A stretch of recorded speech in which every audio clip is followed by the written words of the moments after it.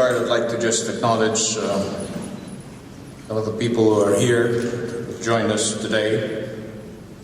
Deputy Assistant Secretary Joseph Felter from the Department of Defense, Deputy Undersecretary Jody Green, State Senator Donna Mercado Kim, Ambassador Nathan Salas, my brothers, the ASEAN ambassadors and members of the diplomatic corps, including our friend, the Chinese ambassador. Thank you for all being here. Honorable Undersecretary Thomas Montley, Your Excellencies, distinguished guests, friends of the Republic of the Philippines, good evening.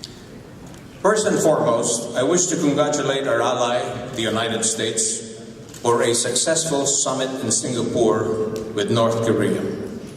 The Philippines supports all the efforts to achieve denuclearization of the Korean Peninsula, and this historic summit underscores the importance of dialogue and diplomacy in resolving the outstanding issues among all the concerned parties. I hope that the precedents set today will augur well for the lasting peace, stability, and security in the region. A century and 2 decades ago, General Emilio Aguinaldo declared the independence of the Philippines from Spanish colonial rule, giving us the distinction of being the first republic in Asia. From an estimated population of 7.8 million in 1898, the number of Filipinos has now reached about 110 million, with close to 4 million now living here in the United States. Over the decades, we have gone through ups and downs and highs and lows with our history, and a story as a nation punctuated by many challenging and difficult times. Through it all, our indomitable spirit, determination, and resilience as a people have always pulled us through.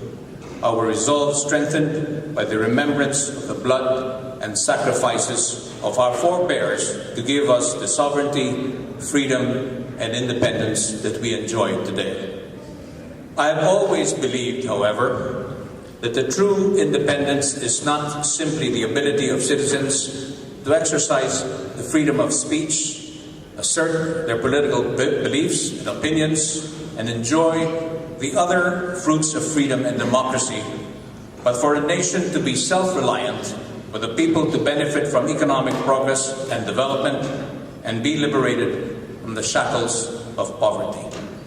The Philippines of today can be described as a country undergoing tremendous changes. The transformation is powered by tectonic shifts in the political, economic, and social landscape. Brand name politics is no longer the norm in the Philippines, with the true will of the people manifested by the election of Davao City Mayor Rodrigo Roa Duterte as President of the Republic of the Philippines by an overwhelming majority of Filipinos who no longer wanted the old practice of old politics as usual that failed to bring out real reform. This aspiration for meaningful change is embodied by this year's theme for the Independence Day celebration: Pagbabagong ipaglalaglaban, alay sa masaganang kinabukasan, or change that we fought for to safeguard a prosperous future. This is reflected in the President's program of government, which is focused on results-driven and zeroes in on what matters to each and every Filipino. It's about ensuring that the Philippine government provides its citizens access to basic needs. This priority is reflected in this year's national budget, which prioritizes free education in state universities and colleges, universal health care, and infrastructure development. It is about ridding the country of social ills which have hampered the Philippines' sustained development and progress. At the top of the Duterte administration's agenda is enhancing government transparency, improving public service, and eliminating corruption and all forms of criminality, paving the way for institutions that inspire trust and confidence with our people. It is about modernizing and building the capacity of the country's law enforcement and defense agencies to ensure that the Philippines is a fertile ground for law and order, rather than transnational threats such as terrorism, human and drug trafficking, and cybercrime. It is about developing our economy that encourages broad-based growth. The Philippines continues to be one of the fastest growing economies in Asia today, having posted about 6.7% growth last year. For the first quarter of 2018, our GDP hit 6.8%, and we're optimistic about hitting our growth target of about 7 to 8% by the end of this year. The centerpiece of the Duterte administration's economic agenda is the infrastructure investment plan aptly entitled Build, Build, Build, as it is one of the boldest and most ambitious infrastructure programs ever in the Philippines. The goal is to invest about $160 billion in the country's infrastructure development, with 75 high-impact flagship projects aimed at generating jobs and stimulating economic growth. An equally ambitious and complementary program is the Comprehensive Tax Reform Program, which aims to simplify the tax system and correct its deficiencies to make it more fair and efficient. Another key driver of economic expansion is foreign direct investment. The Philippines has been designated as the best country to invest in for 2018 by the U.S. News and World Report, which serves as a clarion call to U.S. companies to increase their presence in the Philippines. I encourage our businessmen friends from the United States to be our partner in the Philippines, and I can assure you it makes business sense. Excellencies, friends, the Philippine flag stands proudly behind me and bears the red and white blue colors of the U.S. flag.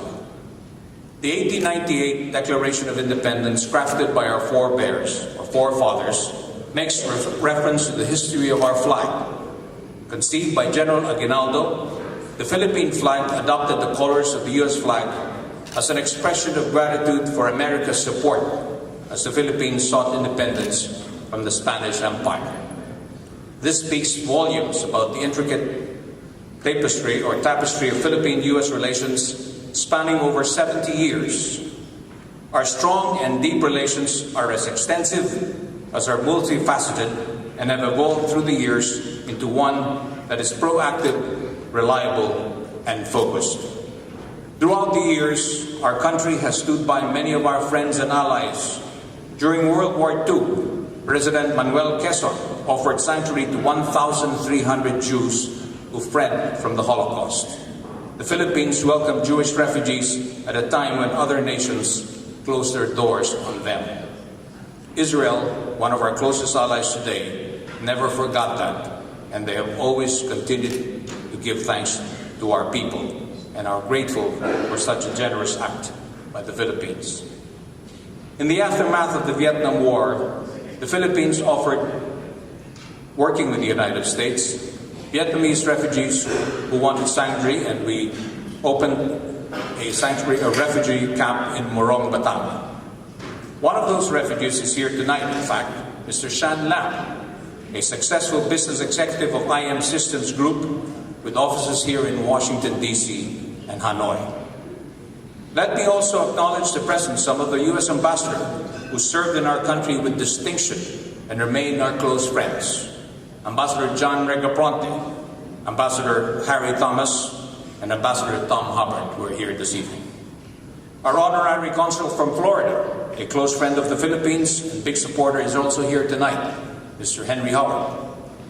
The obvious rapport and fraternity between President Duterte and President Trump have contributed positively to our relations, and the task of taking the relations towards rests on our shoulders.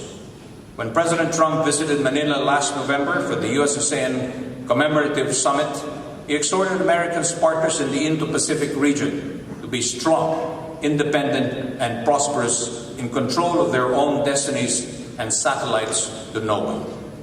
Clearly, the words of President Trump are manifested in President Duterte's new independent foreign policy that aims for a Philippines that has the strength and the wherewithal to address its own issues and take care of its own problems. This new independent foreign policy also means diversifying relationships and alliances, as the Philippines desires to be a friend to all, an enemy to none. Especially at this time, when nations have to work together on issues of mutual concern, such as security and the economy. The pursuit of new friendships will not be at the expense of our relationship with the traditional allies like the United States. The friendship between our two nations is strong and extensive, enduring and stable, able to withstand the bumps and challenges that have come along the way. For a while, it is true that the only permanent thing in the world is change. I truly believe that the one thing that will remain constant is the special relationship we have with the United States, rooted in our shared history and the deep people-to-people relations that have only grown stronger over the past years. Before I left the Philippines to take up my posting here in Washington, D.C. as Ambassador to the Philippines, U.S. Ambassador Sung Kim and I made a pact to do our part in deepening our two countries' relations. I trust that through our joint effort, we can say, or I can say, that the joint special forces of Sumin Bay, and with all our assistance in wise counsel, we will be able to contribute to the progress of the Philippines and obtain the transformation necessary for our shared prosperity. Our relationship's best asset is our people-to-people ties. The United States is home to the largest number of Filipinos overseas, representing the third largest Asian American community in the United States. The kinship between Filipinos and Americans is apparent, and I'm always gratified to hear comments of appreciation from U.S. senators and congressmen for the skills and contributions of the Filipino-American community in the respective areas. Mabuhay po kayong lahat. This year's celebration is a very special and meaningful one for me, as it is the first Independence Day celebration here in Washington, D.C. Our celebration tonight is just one of a series of events we have planned to commemorate the 120th year of our independence. Last Sunday, with a public service themed celebration, we also hosted a high-level cultural delegation in the person of the National Commission for Culture and Arts Chairman and National Artist for Literature, Virgilio Almario, and National Museum Director Jeremy Barnes, who are here to conduct several cultural diplomacy initiatives around the Washington, D.C. area. We are also proud to showcase our rich culinary heritage through the dishes we have prepared for tonight's celebration. Among them, the award-winning pork sisig by our embassy chef, Abby, who bagged the two top awards, both the People's Choice and Judge's Choice, in the recently held D.C. Embassy Chef Challenge.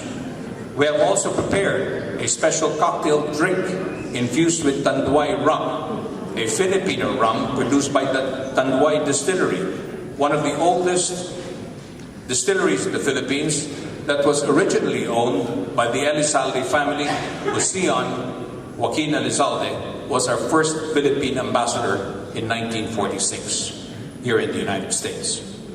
In closing, allow me to express my sincere thanks to our close friends from the Philippine business community whose generous support made this evening's celebration possible. These businesses represent some of the best firms in the Philippines, employing hundreds of thousands of Filipinos. And to all of you present here tonight, thank you very much for joining us in celebrating our 120th year of independence. Maraming salamat at mabuhay po kayong lahat.